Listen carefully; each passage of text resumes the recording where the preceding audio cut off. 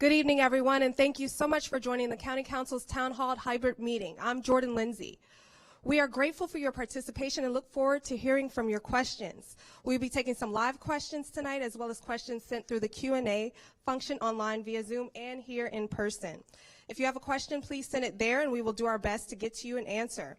If we don't get to your question, we will be reaching out individually with answers at a later date. Now, we also have live captioning in Spanish available for the duration of the town hall.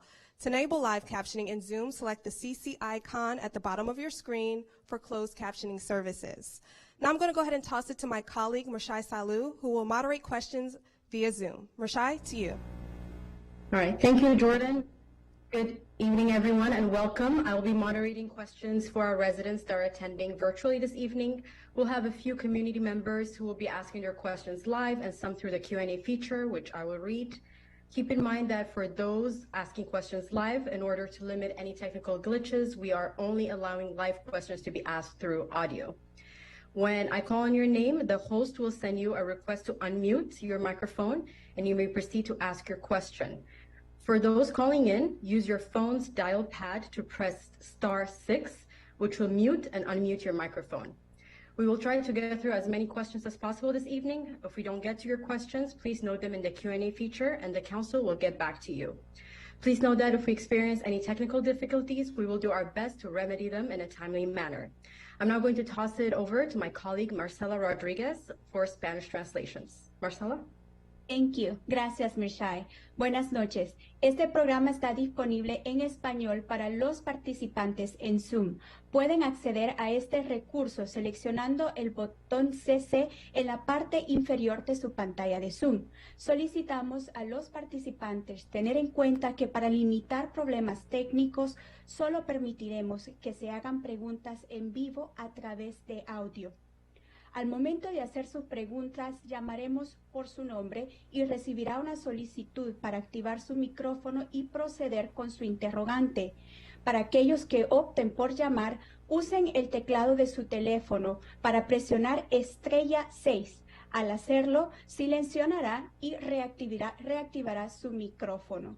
Intentaremos responder el mayor número de preguntas posibles, pero en caso que no podamos atender a sus preguntas, los invitamos a inscribir sus interrogantes en la sección del chat y nuestro equipo posteriormente se comunicará individualmente con cada uno de ustedes. En caso de problemas técnicos, haremos nuestro mayor esfuerzo de solucionarlo lo más pronto posible. Muchísimas gracias por su atención. Jordan, back to you. Thank you so much, Marcela. Thank you. Now I'm going to go ahead and toss it over to Council President Evan Glass for some opening remarks, and then all the council members will briefly introduce themselves. After that, we'll move on to your questions. Council President Glass.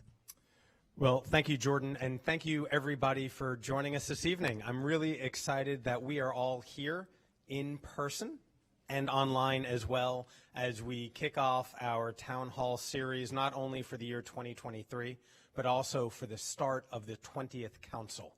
And I am so honored to be the president of this council, which is the largest council, the most diverse council we have ever had in Montgomery County, and I want to thank all of you for making that happen. But I am really excited to be here to engage in these conversations. And I'll share with you that when I was working with the council staff to develop the schedule for these town hall meetings, I said I wanted the first one to be up county. I wanted it to be north of Rockville because it's really important for our engagement. And I'm really glad that you've all come out tonight because it was a concerted choice to be here to help introduce this council to all of you. And so with that, I will start the introductions. For those of you who don't know me, aside from being president of the council, I'm an at-large member in my second term, and I'm also chairing the Transportation and Environment Committee. And with that, we'll kick it off, and I'll turn over to my vice president, Andrew Friedson. Thank you, Council President Glass. It's great to be here tonight. I'm Andrew Friedson. I represent District 1, Bethesda, Potomac, Chevy Chase. I currently serve as the Vice President of the Council. I chair the Planning, Housing, and Parks Committee and also serve on the Government Operations and Fiscal Policy Committee, and I am starting my second term here on the Council. Thanks, and look forward to hearing some great questions and having a great conversation tonight. Buenas noches. Good evening, everyone. My name is Gabriel Albornoz. I am starting my second term on the council. I'm one of your 4 at-large members, and I have the honor and privilege of serving as chair of the Health and Human Services Committee and also now serve on the Education and Culture Committee. Prior to joining the council, I worked in the executive branch of the Leggett administration as the director of the Department of Recreation, and it is a privilege and honor to be with all of you this evening. Thank you. Hi, good evening. I'm Marilyn Balcom. I am the council member for District 2. Welcome to the Up County. It's so great to be in a meeting 7 minutes from my home, so that's wonderful. And I am one of the 6 women on the council. We have a majority women on the council. So I am on the newly formed Economic Development Committee. I'm also on Transportation and Environment Committee, and so happy to have District 2 and look forward to your questions this evening. Natalie. Good evening. My name is Natalie Fanny Gonzalez. I'm the council member for District 6. That's the area between Forest Glen and Aspen Hill. I am the chair of the Economic Development Committee, and I am a member of the Housing Planning and Parks Committee. Hi, I'm Kate Stewart, and I'm the representative for District 4. District 4 includes North Bethesda, Kensington, Garrett Park, parts of Chevy Chase, Tacoma Park, and Silver Spring, kind of inside the Beltway. I chair the Government Operations and Fiscal Policy Committee and serve on the Transportation and Environment, and glad to be with you all tonight. Good evening. My name is Sidney Katz. I'm the council member for the 3rd District. My commute was a little shorter than Maryland's. Welcome to the 3rd District. The 3rd District is about 85 to 90% within the municipal boundaries of Rockville, Gaithersburg, and Washington Grove. There's a few other areas around Ridgeview and Thurgood Marshall, etc. I'm in my 3rd term, which is my final term. We're term limited. I'm the chair of the Public Safety Committee. I serve on the Government Operations and Fiscal Policy Committee. I was the council president in 2019 to 2020. I've lived in Montgomery County my entire life, and former small business owner and the former mayor of Gaithersburg. Thank you for being here. Good evening, everyone. I'm Will Jawando, and you can tell the council has grown because I'm hanging off the end here. I'm an at-large member of the county council, represent all of our residents. I serve as chair of the Education and Culture Committee. I serve on the Planning, Housing, and Parks Committee, and I'm in my 2nd term as well. And I'm a shout out to the Falcons here at Lakeland Park. I have a middle schooler too, so thank you for hosting us. Hi, I'm Dawn Ludke. I'm the council member for District 7, which is Up County, so it's Olney, Ashton, Sandy Spring, Brookville, Darwood, Montgomery Village, Laytonsville, and Damascus. And I serve on the Public Safety and Health and Human Services Committees, and I am the council's lead for crisis response.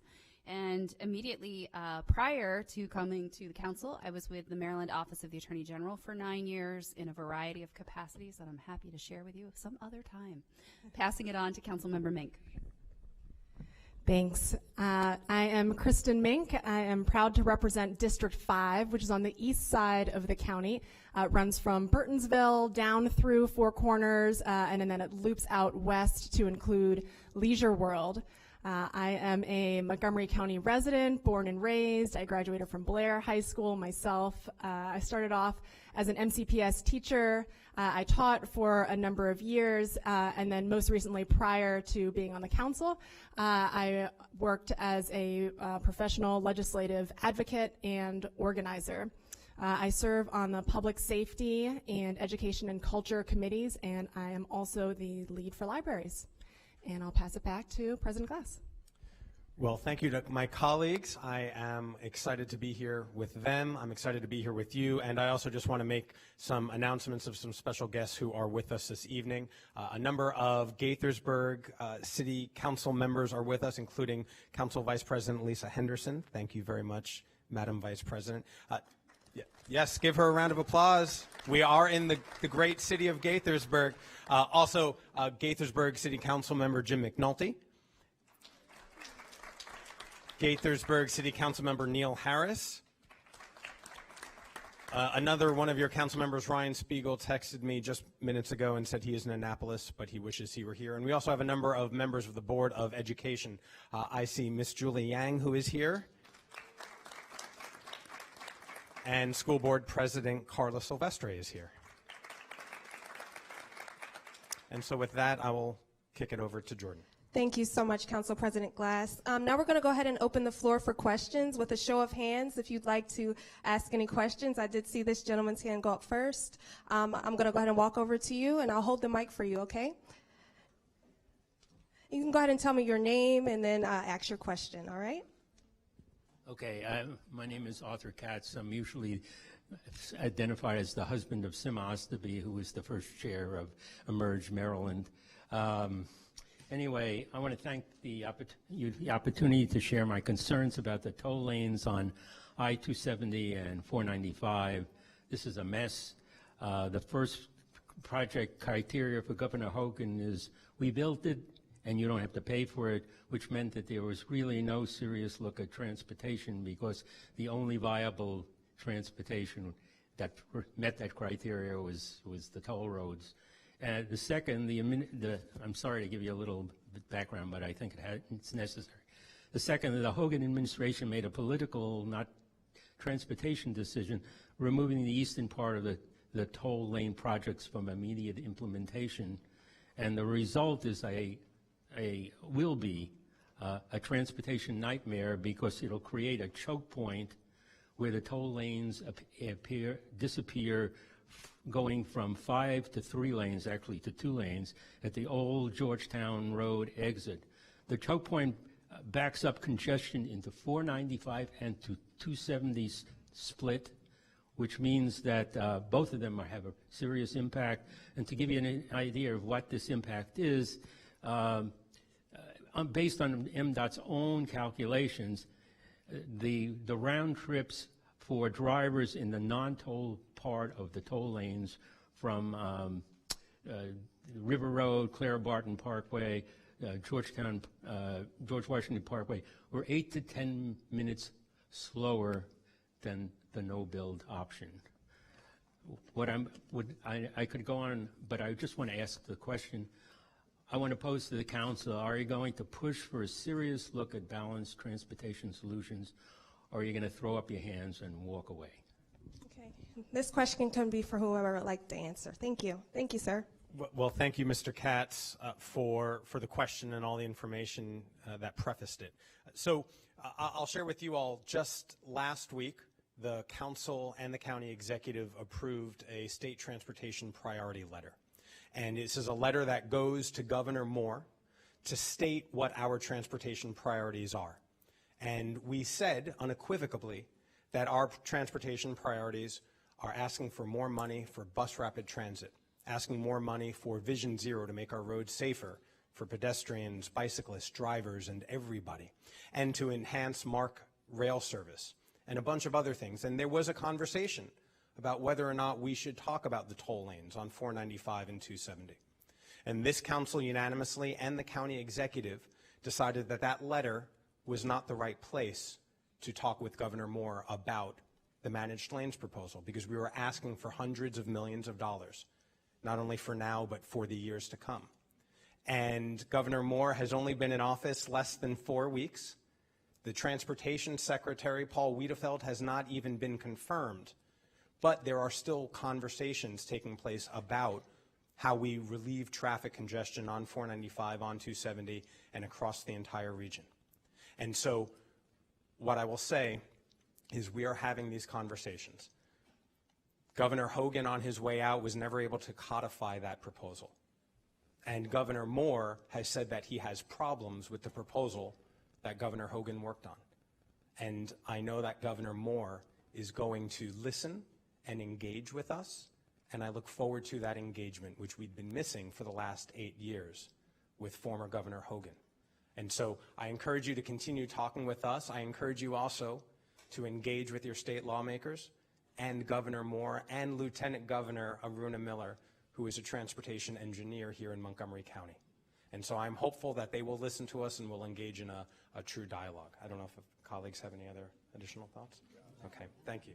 Thank you so much, Council President Glass. And I'm going to open it up for another question. I did say this lady's here, hand raised. I will make my way over there as well. You can go ahead and tell me your name. I'll hold the mic for you, and you state your question. My name is Catherine Katzen, and as you all know, the prior council passed zoning changes that allow cell towers 30 feet from homes and 10 feet from apartments. I'm curious what the new members of the council think of these zoning changes. Any council member that would like to answer that can go ahead and answer that. I'll jump in. Thank you, Catherine. So as you know, because we worked together when I was the mayor in the city of Tacoma Park, we worked on our own zoning regarding, our own ordinance, I should say, regarding cell towers. I wish that some of the work that we had done in Tacoma Park had made it into the work the prior county council did. And, these are issues that are ongoing as we look at our communities, as we grow. We need to make sure there is access to, Wi-Fi and other things in our communities. But as you know, I've worked on this a great deal in Tacoma Park, and I think there are some improvements we can make in terms of how we look at these issues in the future. Thank you. Great, thank you so much. Now we're going to go ahead and toss it over to the questions on Zoom. I did see more hands. We'll come back to the crowd here, but I'm going to toss it to my colleague Marshai Salu on Zoom to answer questions for Council President Glass and Councilmember Mink. Marshai, to you. Thank you, Jordan. Our first virtual question comes from Elliot Levine, who has a question for Council President Glass. Elliot?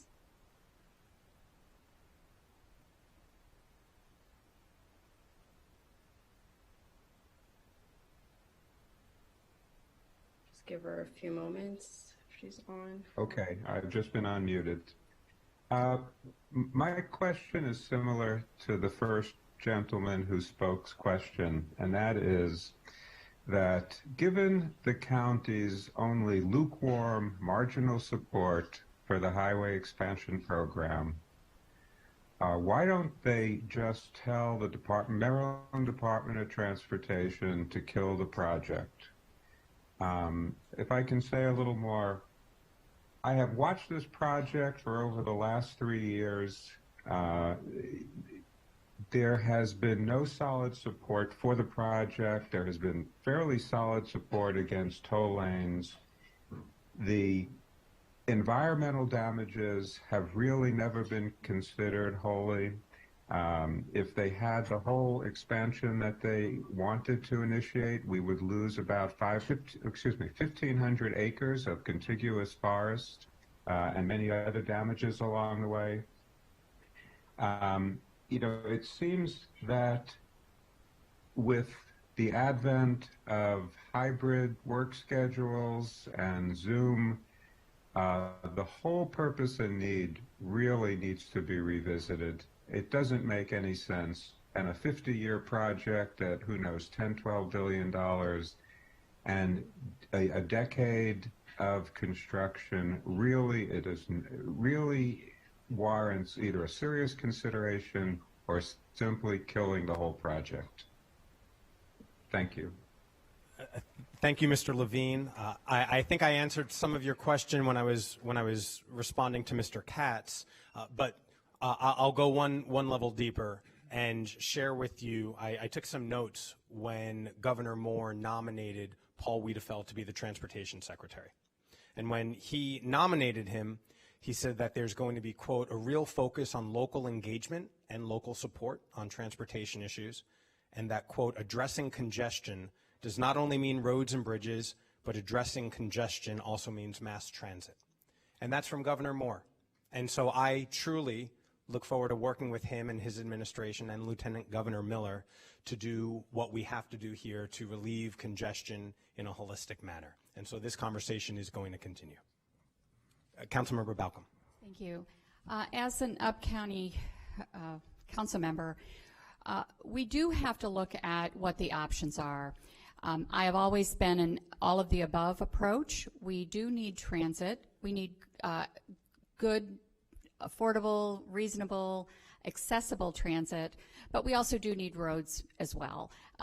When we're talking about Poolesville, Clarksburg, Darnestown, Germantown, North Potomac, whether we would redo these communities the way they're built today, we are car-centric up here, and we do need to make sure that we have access to jobs, access to schools, access to quality of life, and so I fully support the transit options, but we also have to look at roads. Thank you. Great, thank you. And Marshai will be asking the next question. So our next question comes from Mark Disler. He has a question for Councilmember Mink.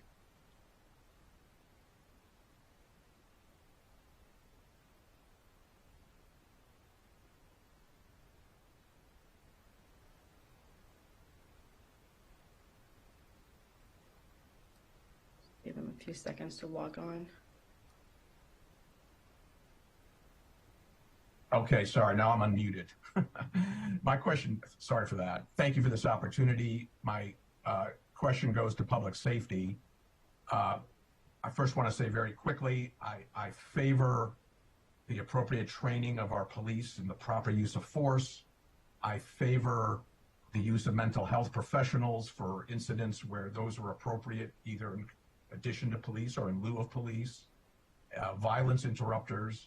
It's kind of an all of the above approach, but I have to say, violent crime, according to a memo from the council staff to the council in October, was up 13% from 2020 to 2021, and through the first 9 months of 2022, up another 13.4%. So my question is in two parts. What are you going to do about this? What are we doing about it? And are we going to increase the number of police that are able to be on the street? Thank you. Thank you for that question, Mr. Disler. And it sounds like we're pretty aligned philosophically on this issue. Our highest priority right now, my highest priority right now is making sure that our officers are not spending time on things that they do not need to be spending time on, so that they can be in the places and doing the things that we really need them to be doing. And this is a theme that I'm hearing from both residents and officers themselves. So to your point about mental health, we have a civilian mental health team that falls under HHS, and we need to staff them up so that they are able to respond quickly and effectively at all times of day all over the county. Right now we have police officers who are responding to nonviolent mental health issues. Those calls tend to take on average longer than other calls, so it eats up a lot of their time. And as Commander David McBain, the commander for the 3rd District, said at a community meeting just recently in regards to this issue, police would like to get out of mental health, where appropriate, of course. So the more we can staff up our mental health specialists, the more time those officers will have to spend responding to violent crimes. We also have officers who are needing to sit and, in their words, babysit particular corners and particular locations, and that could be staffed by, security officers. So where we really need our police to be able to be mobile and to be able to respond to calls as they come in, that means that we need to free them up from doing other things. So that's a high priority. And we also, our latest recruitment class was up. It's still not where it has been, of course, in the past, but it is trending in the right direction. That said, this is something that myself and my colleagues on the Public Safety Committee are diving into and looking at very closely, and will be continuing to do so over the budget season. And the chair of the Public Safety Committee, Councilmember Katz, would like to comment. Well, thank you very much. And obviously, Councilmember Mink has touched on many items. We are very concerned. We're down about 125 sworn officers for the county police force. Last year, last budget, we had a 13% pay increase, and it's my understanding, and we'll know more information this week, but the county executive, much of the pay increases and is bargained through the unions. The county executive has approved, it's my understanding, we actually haven't gotten official word of this, looking into signing bonuses. As an example, Anne Arundel County has now gotten to the point where they give a $20,000 signing bonus. Well, we have said in public safety, and all my colleagues, I believe, have said that we need to make certain that air competition, if we want the very best, and we do, for a very fine police force, and we do have a very fine police force in general, then we need to make certain that they are receiving the funds and that they want to stay here. We have about 30% that could still retire, and so we are very, very concerned about that. I do believe that Montgomery County in general is a safe place. That does not mean that there's not specifically issues that have to be addressed, and we need to make certain that everyone is handled in the correct and proper manner. And also, I think it's necessary to say that for our homicides, they have been closed. I mean, as horrible as it is, most of our homicides are people that knew each other. There have been a few exceptions to that, but most have known each other. The police have closed those horrible situations with arrests, but it's very difficult to have a policing of that type of a problem. We can get into it much deeper. I have a feeling the president wants me to stop, so I'm going to stop, Mr. President. Well, we have other people who want to weigh in. Councilmember Jawando would like to comment. Thank you. I appreciate it, and associate myself with the comments of my colleagues. I would just add, to Mr. Diesler, we need a plan, too, that it's articulated to the public about things that we are doing. There's a lot of disparate pieces. For example, better lighting in public garages, more mental health services and wraparound supports, programs for our youth. A bill was announced just the other day coordinating our nightlife, where we have nightlife, requiring safety plans for nightlife community. That needs to all be laid out and have metrics and be reported on to the public. I will emphasize something that the Councilmember Katz said. If you look at murders, for example, which is one type of violent crime, we had half the murders last year as we did the year before. No murder is acceptable. Our police have done a great job of closing out and identifying and bringing those people to justice. But it's going to take a whole set of things and a comprehensive plan to address violent crime. We've had upticks in things like carjackings and others, not as much as neighboring jurisdictions, but that's why we need to free up and focus on those things where we've seen upticks and have a articulated plan that we can report back to you on how things are going. I think part of the problem is people don't know what we're doing, and in the absence of that, you don't feel good about it. And so we need to do a better job, and I've talked to the county executive, and I think colleagues would agree on that. Thank you. And one other colleague, Councilmember Luedtke.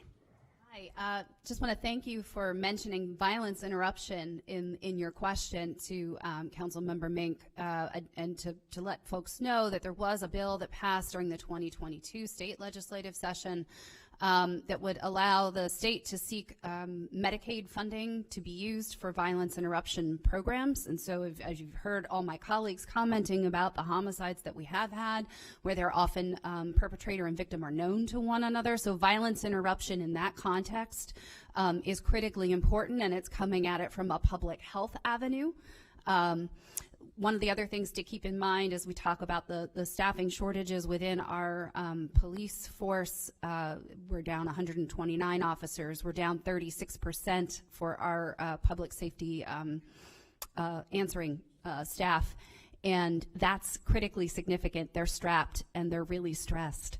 And if we want to do a better job of prevention and being proactive and positive community policing model, then we have to have more people so that we're not constantly in a reactive posture. And with respect to the crisis intervention work and world, and we did have a joint HHS and public safety hearing on this on January 30th. I was about to say June. I'm optimistic based on today's weather. We talked through that and the landscape and the model and the need out there.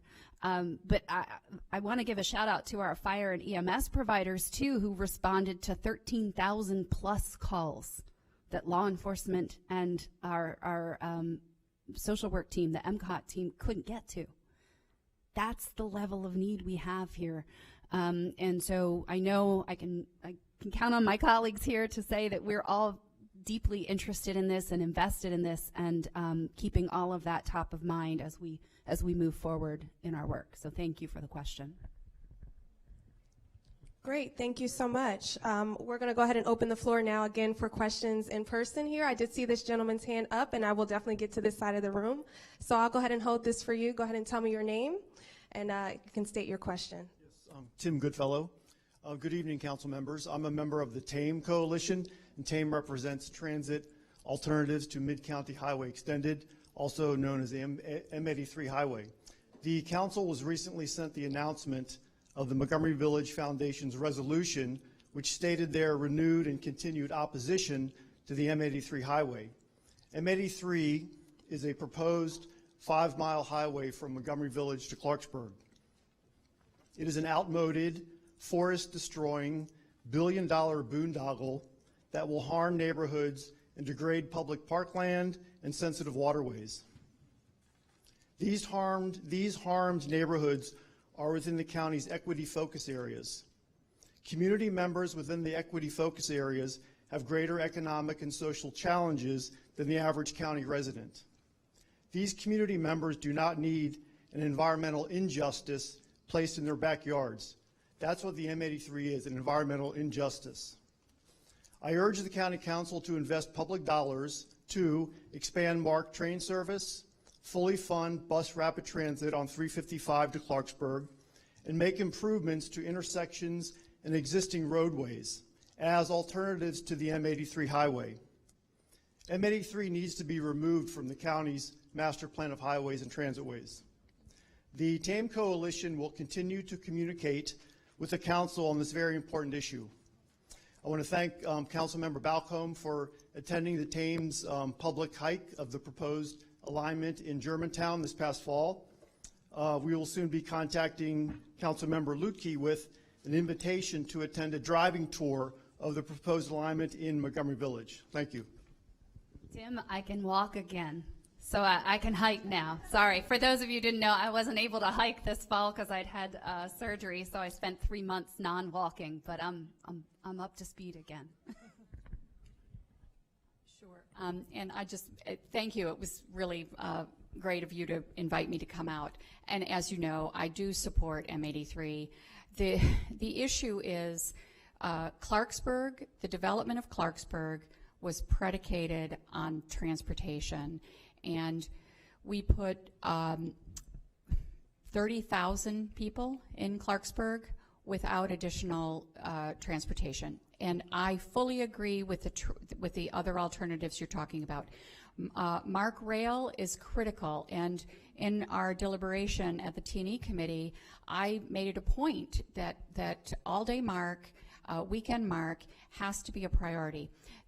The issue is that it's not within our power. The state has to work with CSX to get a third rail. It's going to be a very complex, costly project, and we need to move forward on that. We need to find out, is it doable? How much is it going to cost? And let's get it on the books. Fully agree. Similarly with BRT and up county, we need to look at microtransit.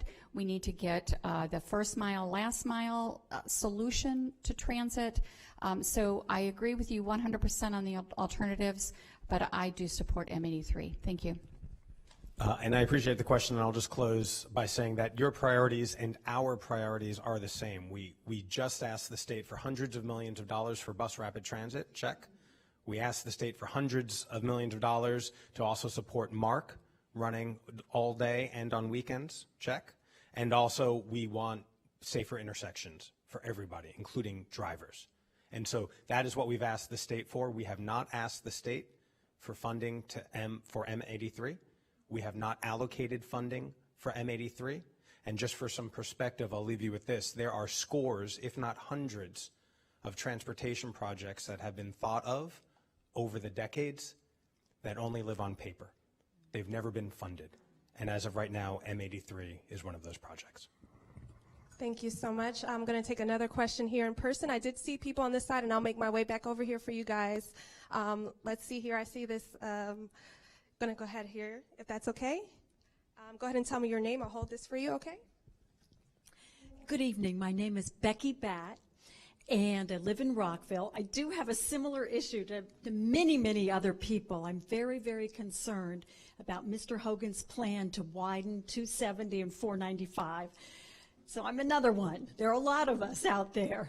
I live in Rockville, quite close to 270, and the highway is 14 lanes wide. There isn't any congestion. Mr. Hogan's final form of his plan was to only widen lower 270 where I live, not upper 270. It doesn't make any sense at all. Thank you. Thank you. You've heard my response to a number of other people who are here, and I encourage you to reach out to Governor Moore, who has this on his plate. Great, thank you so much. We're going to actually go back to Zoom right now, okay, and we'll come back in person for you guys, all right? I'm going to go ahead and toss it back to Mashai Salou, my colleague. We have questions on Zoom for Councilmember Sales and Councilmember Jawando. All right, thanks, Jordan. So our first question comes from Gail Spence for Councilmember Sales.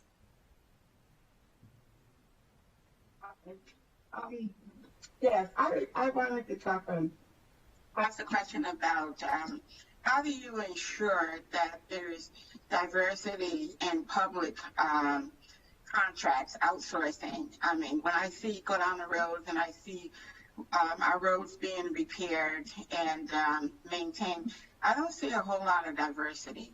And maybe that's not an issue, but how do you ensure that all residents in Montgomery County are getting equal opportunities to get these jobs and other jobs that are outsourced by the government? I realize diversity means different things to different residents, particularly on their background or issue. But, being a retired diplomat and living around the world, I understand that this could be a potential issue. And then maybe it isn't. But how do we ensure that all residents are sensitive and they are not discriminating? I mean, generally it's between blacks or people of color and whites, but there also is a potential issue of people of color discriminating against each other. And how do we make sure we keep that to a minimum in the county and the community that we live in? Was it Gail? Yes. Yes. Thank you so much, Gail, for your question. And my apologies for my tardiness, but I do serve on the Economic Development Committee and the Health and Human Services Committee, and I do also serve as lead of eliminating disparities in public health, so really excited to work on these initiatives. And in response to the question about our diversity in our procurement space, we do have an Office of Legislative Oversight, which is an incredible resource where we can look into challenges with ensuring that diversity is happening within our business space, ensuring that our dollars are being spent equitably. There have been studies about disparities in procurement dollars and how much is going towards our businesses of color versus our other businesses. And so I can't specifically tell you what the data is, but I believe that if you go on the website, there is a most recent study, and that's why we actually now have the scoring mechanisms for different categories. For example, woman, minority-owned, disabled businesses.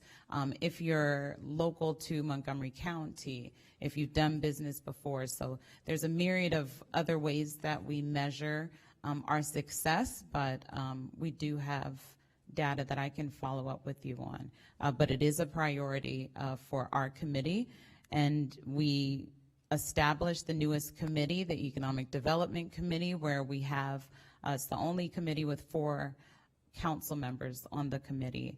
And because we have an office of racial equity and social justice, we have to ensure that decisions we make go through that lens. And so our Office of Procurement has to operate in that same vein, and as do all of our departments. And so if you will follow up, I would love to delve into that information further and see what goals exist or should. Thank you. And now I'll turn it over to the chair of the Economic Development Committee, Councilmember Fanny Gonzalez. Yes, hi. I just want to let you know that tomorrow at 9:30 a.m. we'll have a session with the Department of Economic Development, with Economic Development Corporation, talking about this very topic and other issues. 9:30 a.m. All our sessions are streamlined, so you can watch it online. And I'm going to pass the microphone to my colleague, Chair for the Government Operations Committee, because procurement is actually under that committee. Yes. Thank you so much, Gail, for that question.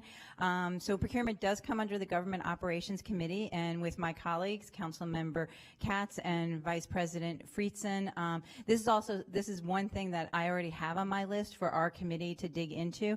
When I was the mayor in the city of Tacoma Park, I redid our procurement policy so that we specifically looked at how we can advance and make sure we had contracts with women and minority-owned businesses, and I've already started speaking with our procurement department to look at how we can advance that in the county as well. So thank you so much, and I look forward to working with my colleagues on this.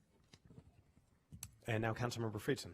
Yeah, I'll just quickly note, this is an area that is continuing work that has been done already. The county has an MFD program, Minority Female Disabled Businesses. That program is predicated on a disparity study where by law we have to prove that these communities are disproportionately impacted. That becomes the legal basis for us to have these programs. The council has advocated repeatedly to make sure that we stay current and on time with that disparity study to build on that minority female and disabled business program to give preference to those businesses, particularly through our procurement program. We also, in the last council, working together with the county executive and Ash Shetty, the director of procurement, approved a local preference bill, which specifically provides preference, 10% preference to local businesses in Montgomery County so that our procurement dollars are staying in Montgomery County.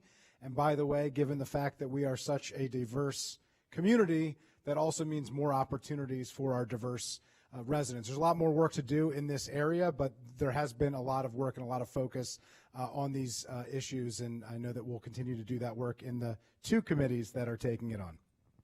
Great, Mashai, thank you so much. We're ready for the next question. Okay, next question comes from Sharon Cranford for Councilmember Joando.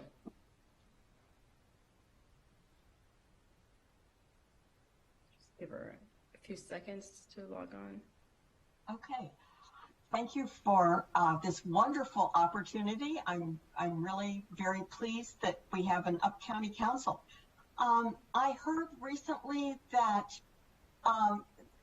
a proposal is going through or is being considered by the county council that would expand the gig economy to allow people to rent out their swimming pools for whomever, rent out their backyards for dog parks. And I wondered what the reasoning is behind it. I was kind of surprised about it. Sure. Thank you for the question. It's my bill, so you asked the right person.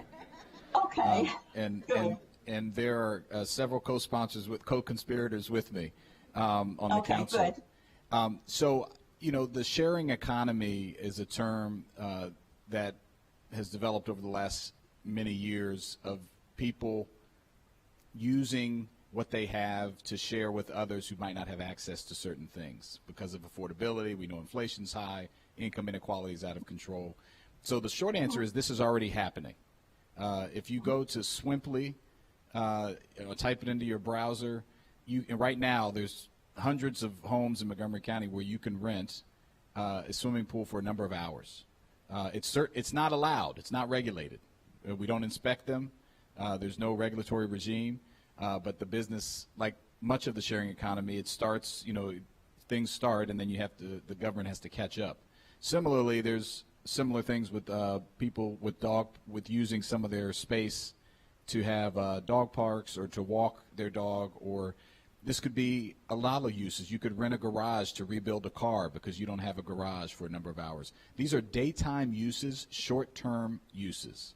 And I think it's important to make sure that it's regulated, that it's not a nuisance, and that there's inspection of this happening. I think it could be a help to small business owners and to people who want to utilize these spaces that might not be able to afford it. So we're going to go through all the potential issues. I can understand it sounds a little odd, but it is happening, and we're going to talk about it. We're going to have a press conference on March 7th where we talk about some of the benefits and how we think it can be used in an appropriate way that doesn't intrude on people's rights as homeowners.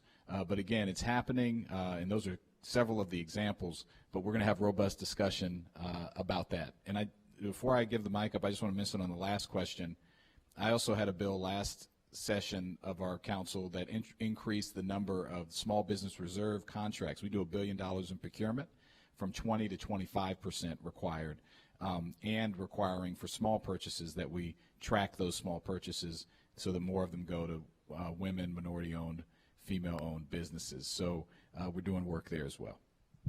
Thank you so much, Councilmember Jawando. Now I'm going to go ahead and have some questions here in person with a show of hands. Okay, I see some people over here. Over there, we'll get to you. How are you? Go ahead and tell me your name. I'll hold this for you, okay? Okay. Buenas noches, Consejo. Mi nombre es Rosario Reyes. Soy miembro comunitaria con casa en el área de Gatorbu. Mi pregunta de esta noche es para cada uno de ustedes. ¿Cuándo van a implementar, verdad, la estabilización de renta para las familias minoritarias, aquellas familias que todavía están en deuda de la pandemia por rentas altas? Y la otra pregunta sería, ¿cuándo van a hacer una inspección profunda de los supervisores que van a chequear los apartamentos cuando tienen que ir a hacer inspección? Porque vemos que mucha gente vive en viviendas deplorables, con cucarachas, con chinches, y la renta sube y sube y sube, pero no tenemos mantenimiento. Prácticamente como que estamos viviendo en la calle. Aparte, si no pagamos la renta, estamos siendo desalojados. Y lo que sufren esta consecuencia son nuestros niños, porque el hecho que les falte el sustento en su casa y luego la vivienda, creo que debemos de ponerlos esa mano en el corazón, especialmente hoy, que ya no somos 10, sino somos 11, y entre todos, puras mujeres poderosas, que yo creo que van a llevar ese voto a decir que sí. Thank you so much. Whomever would like to answer that, we can actually have Lucia here interpret it, pretty much what she said, and then we'll have one of the council members answer. Thank you, Jordan. Okay, I'm going to try to translate everything. So my name is Rosario Reyes. I am asking the council, when are you going to implement the rent stabilization bills? When are you also going to make a legislation about the inspections for supervisors who go and check apartment complexes and who do not do these inspections properly? Many people live in deplorable conditions with cockroaches and with other terrible things in their apartments, and with no tenant supervision. Plus, rent is going up, and we are all being evicted if we cannot pay the rent, despite it going up tremendously. Our children are the real victims in these situations. Now that the council has gone up in numbers and that we are 11 council members and the majority of women, we are asking them to please say yes, and to please say yes to rent stabilization. Thank you. Thank you, Lucia. Okay. Should I do this in Spanish? Can I answer in Spanish and then in English? Of course, yes. Okay. Te lo voy a responder primero en español. Dos cosas. La primera, maybe I should in English first, so you know what I'm talking about. Well, I don't know. I'm just gonna go Spanish first. Okay. So, la primera pregunta sobre proyectos para poder estabilizar la renta. Algo viene por ahí muy pronto. Esto es un tema donde muchos de nosotros están bien preocupados, y estoy más que segura de que va a haber algo por ahí muy pronto. Eso es todo lo que le puedo decir. So let me answer the first one in English. I said that on the rent stabilization question that she asked, I said that that's an issue that all of us are very concerned, right? And I'm very sure that something is coming soon. That's what I said. El comité que ve ese asunto es el comité de planificación y vivienda y parques, que es el comité donde yo estoy. And the committee that first oversees anything that deals with housing is the Planning, Housing and Parks Committee, which I'm a member of, and the chair is Mr. Andrew Fitzen, and he's going to speak in a second. Okay, that's what, right? La segunda pregunta que dijiste fue sobre los inspectores.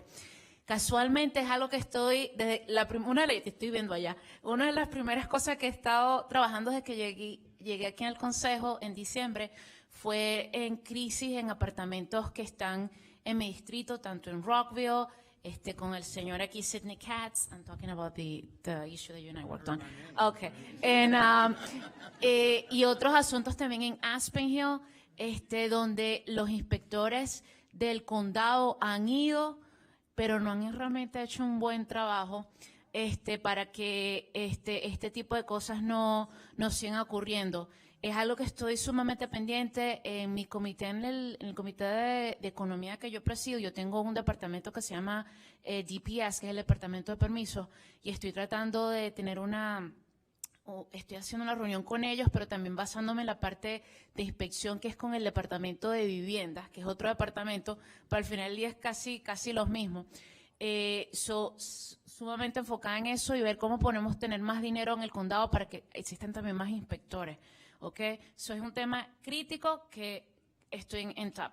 So I was saying, let me just translate really quickly. I was saying that issue on inspections, people living in conditions that are really, horrible, and people complain, and then the county sends inspectors, but they don't really do the best job possible. So that's an issue that I'm being on top. There have been a couple of cases, one in the Twin Brook area that I have worked on with my colleague, Councilmember Sidney Katz. It was on the news as well. And another issue that I'm working on right now is in Aspen Hill, and I see some of the community members from that community sitting in the back. We actually had a meeting with a deputy for Scott Burton, the deputy for the Housing and Community Affairs Department, on Friday, and the community talking about this very issue.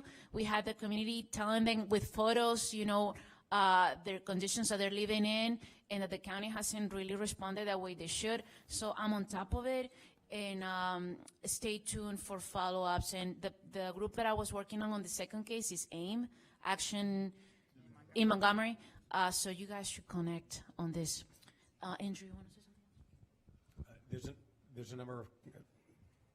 There are a number of colleagues who want to speak. So Council Member Friedson, then Council Member Jawando, and then Council Member Mink.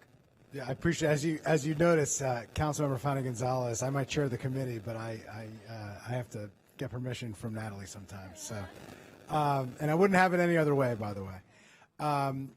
Just wanted to note the inspections issue. This is another example where the council has tried to step up in this area. We recognize that it is a huge concern.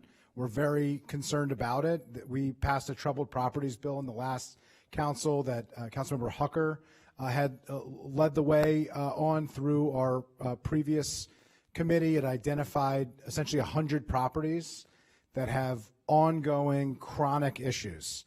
And we looked at the numbers and the data and recognized that of the evictions, of the violations, the overwhelming number of them are in a small number of properties that have horrific and chronic problems. They're bad landlords that we need to go after. We need to do better inspections. During COVID, some of those inspections stopped happening, and it created even more problems. And so now we really need to go back and not only catch up to the inspections that didn't happen over a period of time, but do even more inspections than we were doing before, and target and identify the specific buildings and specific properties that we know are the problem, that we know are creating incredibly unsafe and unsanitary conditions for residents, and step in, shut them down when necessary to force them to get up to code when possible, and to make sure that everybody in the county is living in a safe environment. It's something that we're going to continue to focus on, something that we've tried to address and focus on, and something that you'll see us taking more action on as we move forward. Okay. Yes.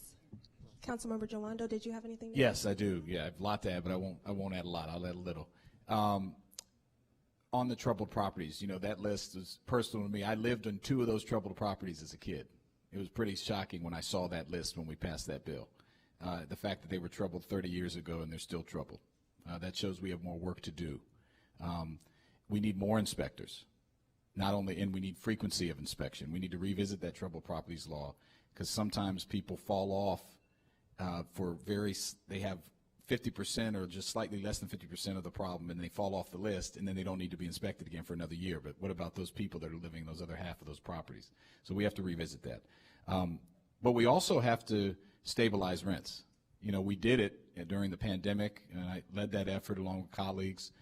We will be introducing a bill soon, and we will have debate. I'm on the Housing Committee as well, and that's important. You know, our Department of Housing considers 10% constructive eviction. You know, I got a letter from someone the other day. They're going up 10%. It's $200. They can't afford it. I met someone in Burtonsville last year, $50. They had to move because of a $50 increase. People are on the edge. If you work 3 full-time minimum wage jobs, that's what you need to do to be able to afford a 2-bedroom apartment in this region. So we have serious problems there, and you have to have more housing. You have to have renter protection, but you need stabilization countywide, and we're going to work hard on that.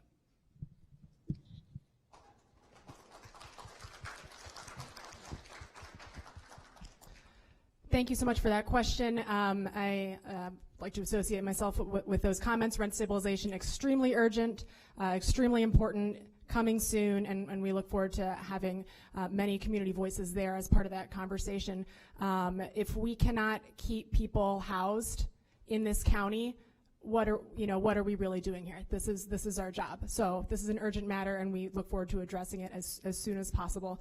On the inspections piece, my team recently went and we canvassed, along with members of CASA, along with other nonprofit partners, the entire Enclave apartment complex that's in White Oak, and that property became significant because after there was a shooting at the Shell gas station in White Oak, the person who committed that crime, he was traced to his residence in the Enclave apartment building, where they found his partner who had expired previously. I'm just noting that there are kids here. So that certainly drove home the fact, had been there for a while, not found. And so that certainly drove home that the building management there, frankly, had a hand in what happened at the gas station, because we should have found that the shooter's partner previously, and he should have already been in custody. There had been complaints and so on, and still the issue had not been resolved. When we canvassed the building, we found a property that was in a lot of serious conditions going on there, some fire hazard situations, many people who had raised issues that had not been addressed, that really made those homes unpleasant to live in and not up to the standards that we should be allowing in this county. So we followed up by speaking to some members of the relevant agencies, the DHCA, to find out what is the issue fundamentally. Do we have the tools to hold landlords accountable and to ensure that the things that we're asking them to do are doable, or do we not, and we're just like not using those tools enough, or do we not have the tools? And it sounds like it's some of both. Critically, we do not have enough tools.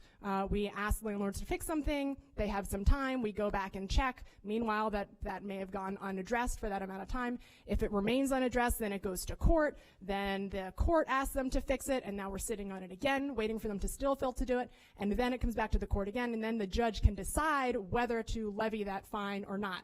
that is a very long period of time to pass for a fine that may not be high enough for a landlord to even care about. So all of this goes to show we do not currently have enough tools to hold landlords accountable, and we are looking into enforcement mechanisms that are in play in other jurisdictions locally and across the country to see what else we can do here.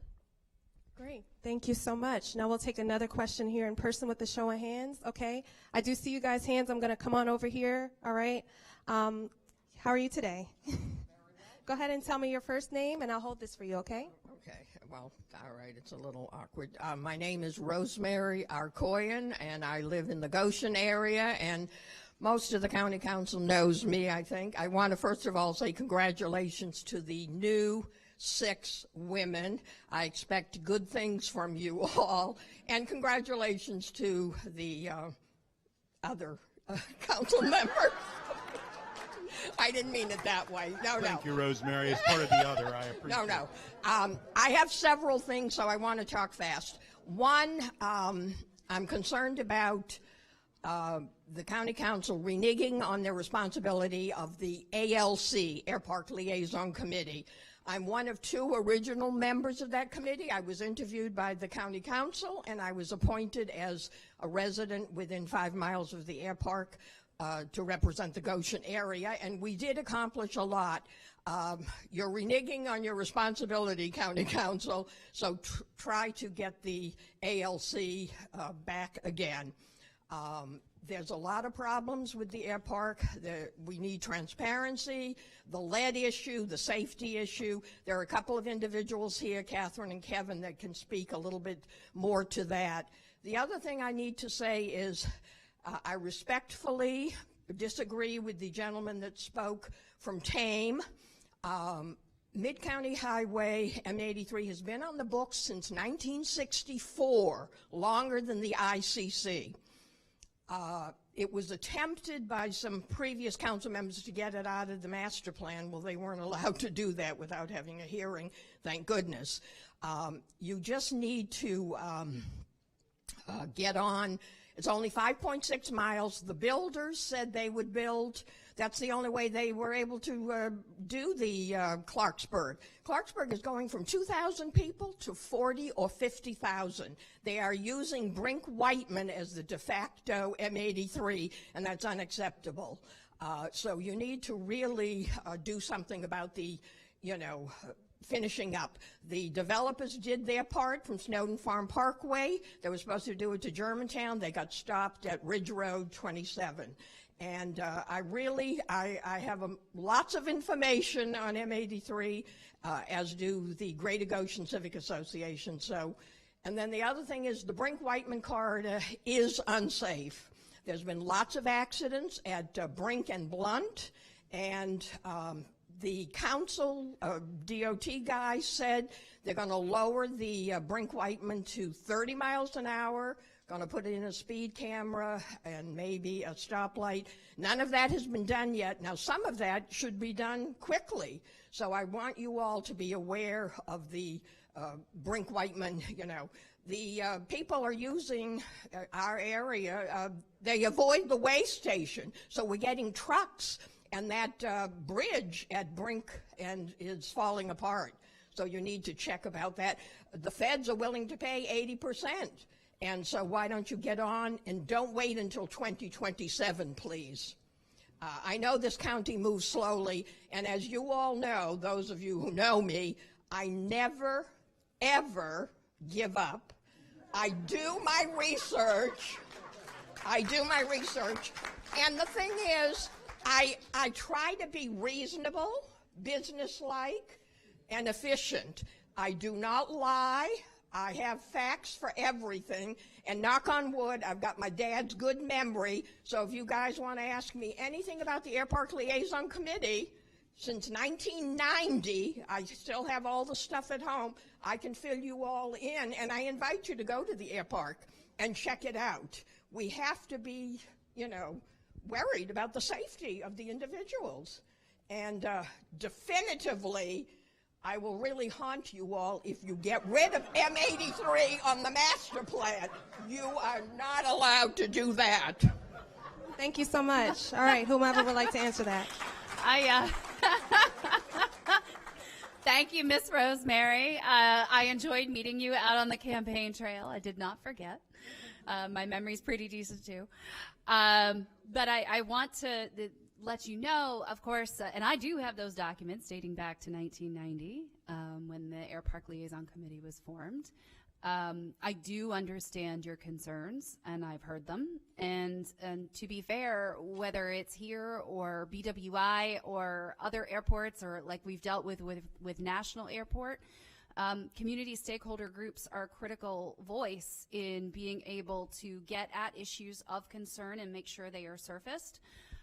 So this is top of mind for me. I do have something in the works that would sort of reformulate. I know you've been sort of carrying on with assistance from the Revenue Authority to give you an outlet, but that's not necessarily the outlet that the community desires. I also want to make sure that we take into consideration economic development, economic costs, the safety issues, both public safety and our, public health. And so that is something that I am looking to redo in a new form.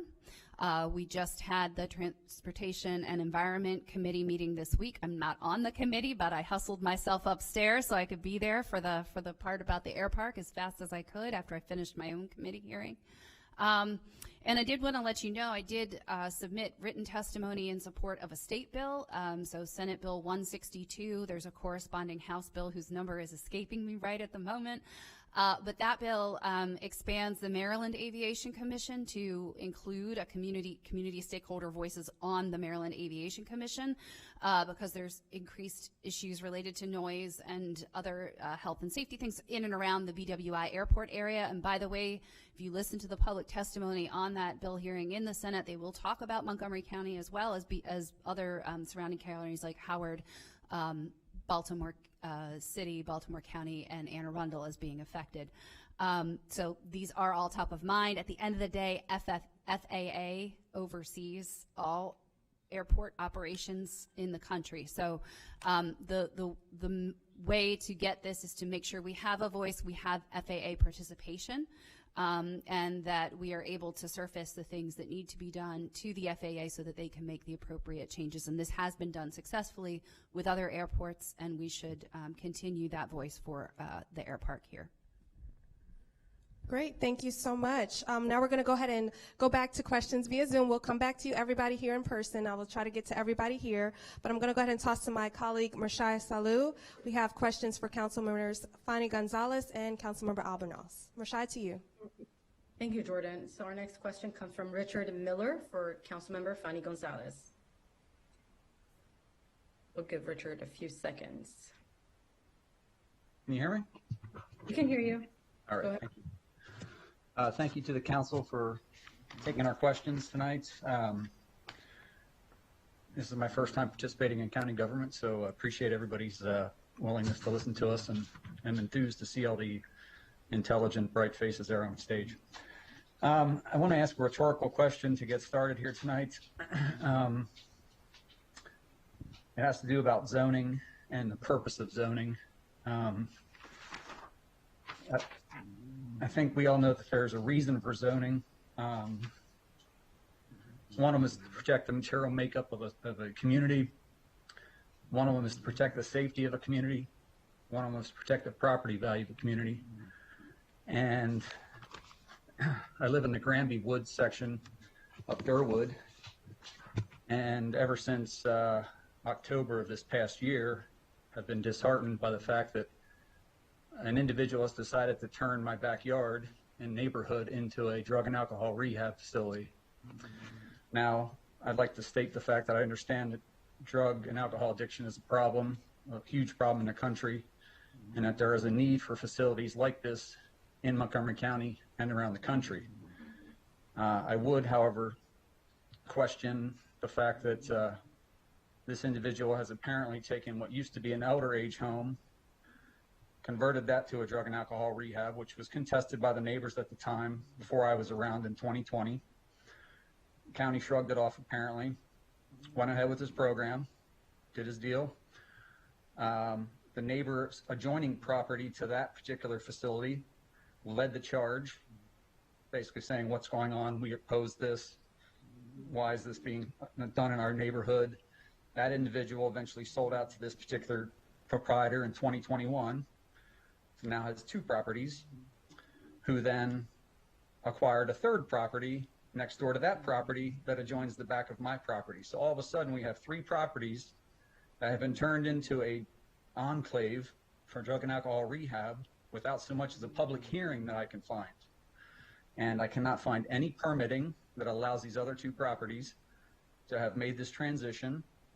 When the proprietors approached about this, he has thumbed his nose at the community and basically just proceeded ahead as if he has carte blanche to do what he wants. And my question to the council is, at what point do you get involved? And are you aware of this? Because it seems like this individual has moved with lightning speed once he's acquired these properties, the last one being in October, to now he is actually breaking ground on the 2nd property and building another building, apparently, to which I cannot find a permit. I will open it up to your responses. Thank you. Yes, thank you so much for the question. This is Natalie Fanny Gonzalez. I don't know if you can see me. I was on the planning board, so I'm assuming that's also why you're asking me the question. I'm not sure about this particular application, but first they will have to go to the planning board to submit an application, and I'm not sure if that has happened already. I would love for you to perhaps, I guess the staff has your contact information. If you can please email me the case number or at least the address so I can look into it. I believe in facts, and I had to see what's going on, especially when we're talking about particular properties. And there's a permitting process for this. It's not like I own the property and I'm just going to do this. It's not that simple, but I will need to look into it, and I promise I'll get back to you once I see at least the address of this property in question. Okay? Yeah, I didn't specifically address it to you. I thought Ms. Ludicky was in the area that I'm represented by, but whoever wants to address it, it needs to be addressed. And my contact information is had by whoever organized the meeting. I'll look into it. Yeah, we're office neighbors, so we can dig into that, and we can circle back with you, because I'm not sure about which property you're speaking, but we're getting confirmation that we can get your information here. So thank you. Yes, that is correct. Thank you. Thanks for your question, Richard. Hold on, Rashai, one more thing. Sorry, real quick, Rashai, just to chime in really quickly, and we will look into this specific concern. I'll just say at a high level, I appreciate you prefacing acknowledgement that there does need to be more drug and alcohol rehab centers across the county. This is a huge issue that's impacting and terrorizing families. But obviously it needs to be done in a location that's appropriate. There need to be the appropriate permits. And while I don't know what the Department of Health and Human Services specific role is in this case, as the chair of that committee, I'll work with my colleagues and we'll look into that aspect of this as well. Thank you, Councilmember Albornoz. Our next question comes from Austin Heyman. He has a question for Councilmember Albornoz. So we'll give him a few more seconds to log on. Hi. Yeah, my question is, besides affordable housing, what are the major concerns that you think that need to be addressed affecting older residents of the county? Well, first, Austin, it's good to hear your voice. Austin, for those of you that don't know, is a longtime community advocate and has been a champion for so many things, including intergenerational programs here in Montgomery County, and all of us owe him a great debt of gratitude for that service. He's also a longtime chair of the Commission on Aging. And let me say a few things. First, our aging population continues to be the fastest growing demographic in Montgomery County. Now over 10% of our county residents are over the age of 65, and that number will increase to 17% in the next 7 years. And so it's incumbent upon us as a county government to make sure that we do everything possible to allow people here in our community to age with grace and dignity, and that they have vibrancy. And so we must take steps in addition to housing, which is a very significant issue, and the issue that we hear the most among our aging population is we also have to address affordability. I want to thank Councilmember Katz, who recently introduced legislation with myself and a number of us as co-sponsors to look at the tax incentives that we currently provide and provide a larger one for those that are in their homes. But we have to do much more than that. We also have to address the issues of security and safety, which remain very significant in our communities. We have to ensure that our communities are walkable and that people have access to critical services. We have a number of individual great programs and services such as the Villages program, but those need to be expanded in a systemic way and especially reach parts of our community that don't have the same infrastructure to be able to support particularly our minority communities and our aging communities. So those are some of the issues. The other two issues that we often hear about are people who are having a hard time finding affordable care for their loved ones, either in their homes or even outside of their homes. There's also an issue of recruitment and retention of the staff within the organizations that are providing that service. And so we need an all-hands-on-deck approach, and when appropriate, I think it's in the public's interest for the county to explore ways of meeting the operators of these different businesses part of the way. And if we need to underwrite some of the costs so that we can provide some of this additional care, it's important for us to do so, because it's not just morally our responsibility to take care of our seniors. It's also, it makes economic sense because we have to make sure that we prevent them from becoming in crisis. And we also, I'll say this finally, and I've shared this story before, but my mom took care of her parents, my grandparents, until they passed away. My grandmother had Alzheimer's, my grandfather had Parkinson's, and for about 14 years, my mom was their primary caretaker, and she was exhausted. It was incredibly hard work, incredibly emotional work, and we need to look at opportunities like adult medical daycare. We need to look at more support in home, and so those are just some of the many issues that we know are facing our senior community. And I'll end on a high note. I recently had the opportunity to visit the new downtown Silver Spring Recreation, Aquatic, and Senior Center, which will be opening soon. And we need more facilities like that here in the upper part of the county, and I am fully committed to making sure that that happens. Thank you. Great, thank you. Thank you so much, Council Member Albornoz. Just to let everybody know, we have a hard stop at 8:30, so at the show of hands, I'm going to try to get at least 2 more questions here. Okay. I did see a gentleman on this side of the room. I'll be back over here for you guys, okay? How you doing, sir? Okay. Yes, you. I'm talking to you. So I'll go ahead and hold this for you, okay? And you can go ahead. If you want to sit, just let me know whatever works better. Okay. I'll hold this for you. Good evening. I'm Norm Leventhal. I met Councilwoman Sales on the campaign trail, and I think Mr. Friedson used to represent my district, but I've been a homeowner in Montgomery County for 50-some years. We started when we got married at the Pavilion Apartments, which is Montrose and Rockville Pike. We've owned a home ever since, but we just sold our house in Potomac. We now live in the Grand, which is not so grand anymore. And when I moved in, we had to sell our house because I tried to get, let me preface this by saying I thought Montgomery County and Maryland were the most progressive in the area. They're not, by far. When I tried to get a jumbo loan, a reverse mortgage, to take out so I could stay in my house, it was not available in Maryland. Not because the law precluded, because the legislature and the insurance companies were in cahoots, and they didn't want them. They didn't want any jumbo mortgages. So I sold my house, and I made a nice profit. I'm not complaining about that. What I'm complaining about is I moved into the Grand because it looked like a beautiful building. We found out very quickly that it's not so beautiful, and there's lots of problems there, and I formed the Grand Tenants Residents Association because I was fed up with their non-performance. You have a lot of residents in these high-end apartments which are very unhappy. Now, we don't face the same issues that some of these other people face, which is much more troubling, I agree. But in looking at my lease, when I moved from my house, and I'm a lawyer, when I moved from my house to my apartment, I looked at the lease and I was astounded at what I saw, but I had to sign it anyway because they send you a lease on a DocuSign which doesn't allow you any negotiation. You can't talk about it, you can't modify it, you can't do anything. So it's either sign or look for something else. Well, we were in a hurry, so we signed, and afterwards I got fed up with the whole nonsense, and I decided that this place needed an association of people to get together, much like other communities, and we formed the Grand Residents Association to contest these conditions.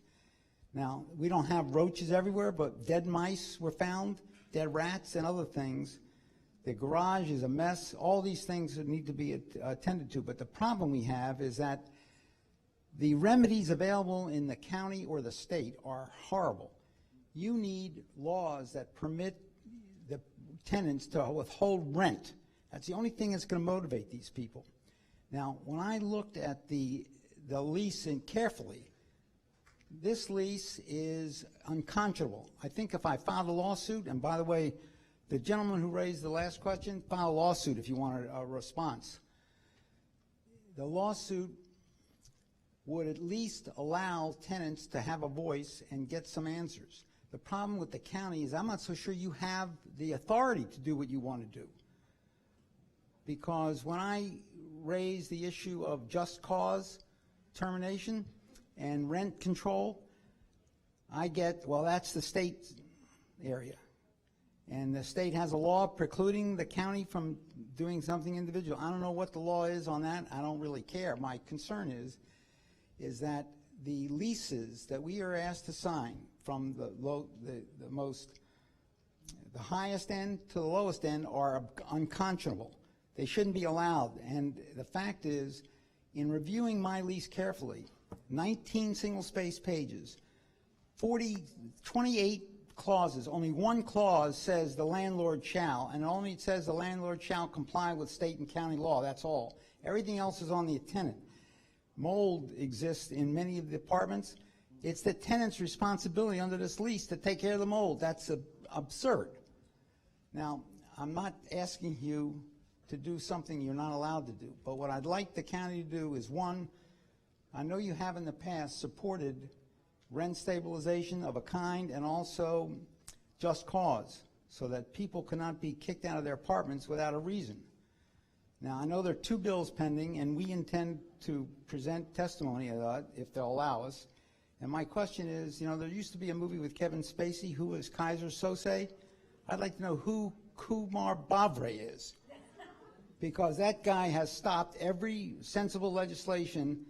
The answer I get from people who may not know is that he's in the pocket of the landlords. Well, anybody who reads this lease will agree that the landlords have control in this state, and that's an abomination. Now, I'll finish my question. Whose idea was it to put bike lanes on Old Georgetown Road? Thank you, sir. Whoever like to answer that.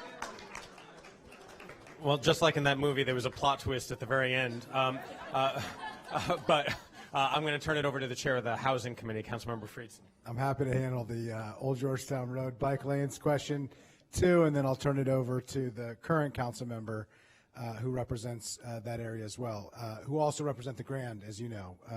I used to represent the community, very aware of some of the issues and concerns. Now, Councilmember Stewart represents North Bethesda. We've changed, as you know, so and also Old Georgetown Road as well. I'll start with the first piece. I think you heard earlier tonight a number of the areas of focus for the council, taking up some of the things that are within our power. Some of these things are not within our power. You are right. There's a state law on just cause to allow for local jurisdictions to put in place their own just cause eviction, which currently is not allowed. And so that is at the state level that you'll be testifying.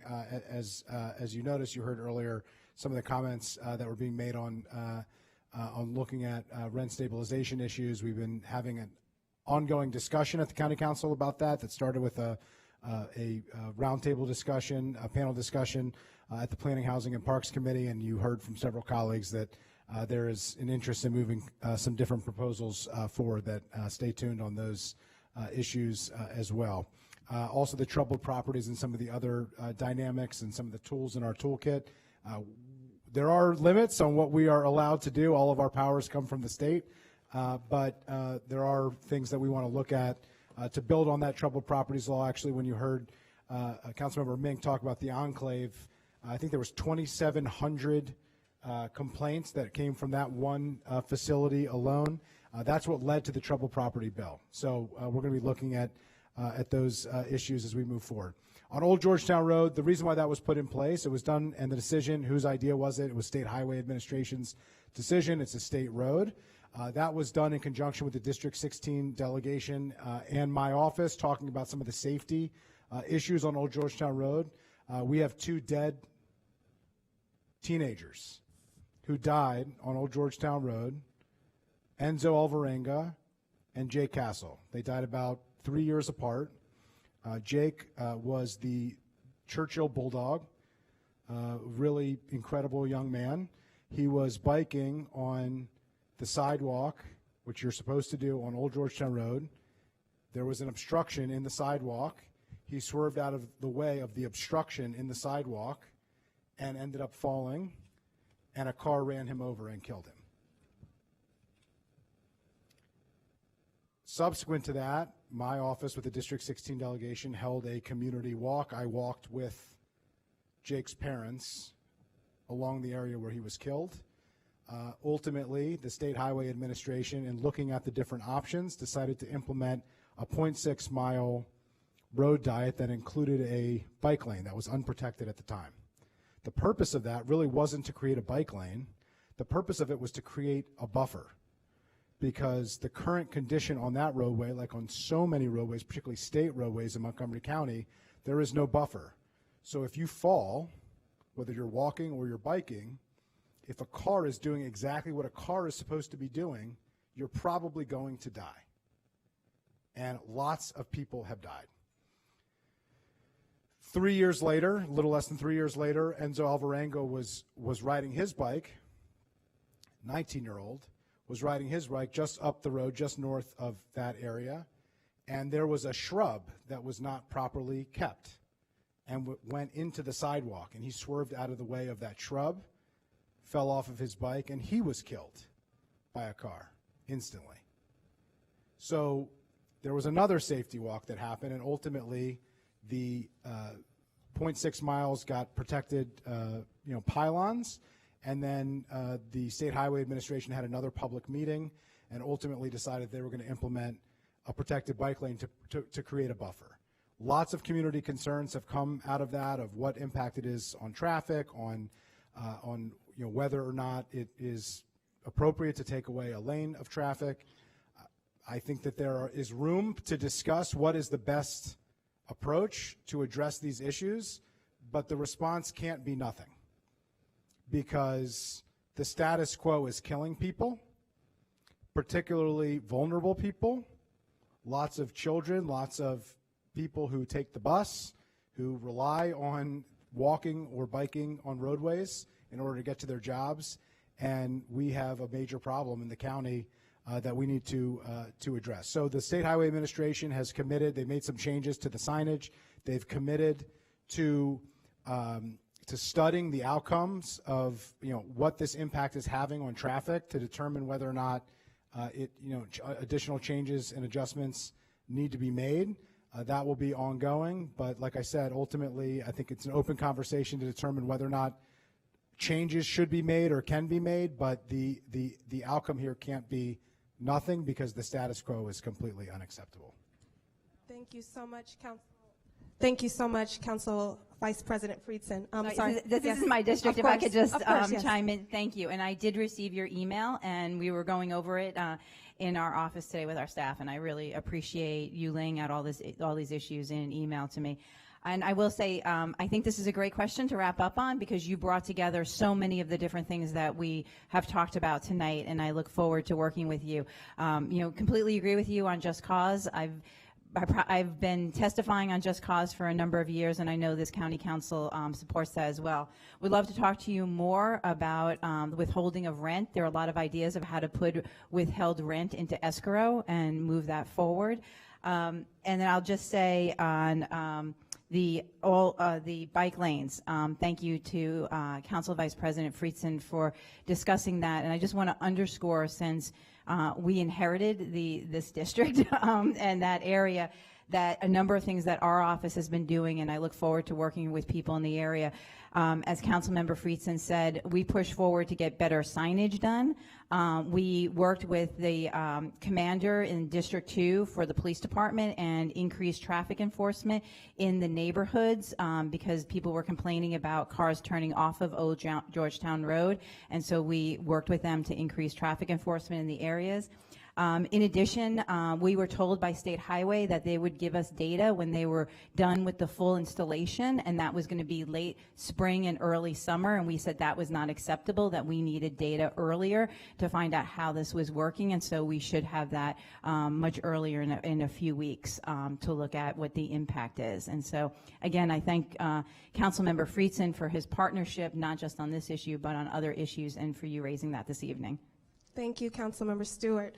I did see we had more questions, but we're unfortunately out of time. That does not mean we will not hear from you.